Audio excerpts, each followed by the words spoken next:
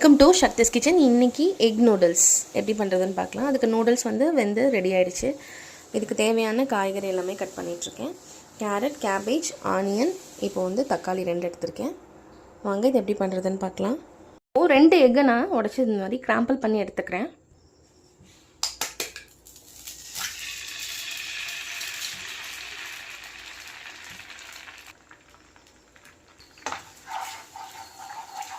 கொஞ்சமாக ஆயில் சேர்த்துட்டு கிராம்பிள் பண்ணி தனியாக எடுத்துக்கலாம். அவ்வளோதான், ரெடி ஆகிடுச்சு. இப்போ ஒரு வானலில் கொஞ்சம் பட்டர் சேர்த்துக்கிறேன். பட்டர் உருகிருச்சு. கொஞ்சமாக ஆனியன் சேர்த்துக்கிறேன், 2 ஆனியன். சால்ட், கொஞ்சம் ஆயில் சேர்த்துக்கிறேன். சில்லி பவுடர், கரம் மசாலா, இஞ்சி பூண்டு தட்டி வச்சுருக்கேன். எல்லாத்தையும் ஒரு நிமிஷத்துக்கு வதக்கிக்கலாம்.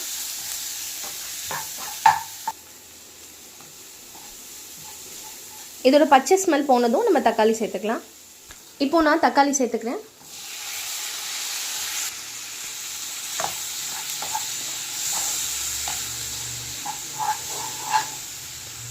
கொஞ்சமாக நூடுல்ஸ் மசாலா.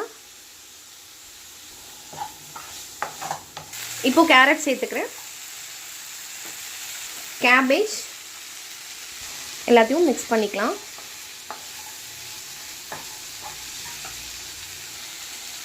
இப்போது இது நல்லா குக் ஆனதும் நம்ம கிராம்பிள் பண்ண எக் இதோட சேர்த்துக்கிறேன்.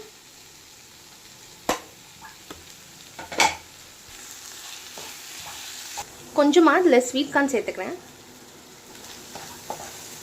கொஞ்சமாக இதில் தண்ணி சேர்த்துக்கிறேன்.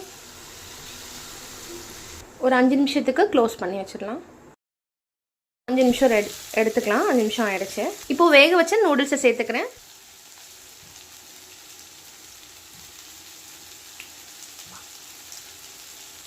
ரெட் சில்லி சாஸ், கொஞ்சமாக சோயா சாஸ்,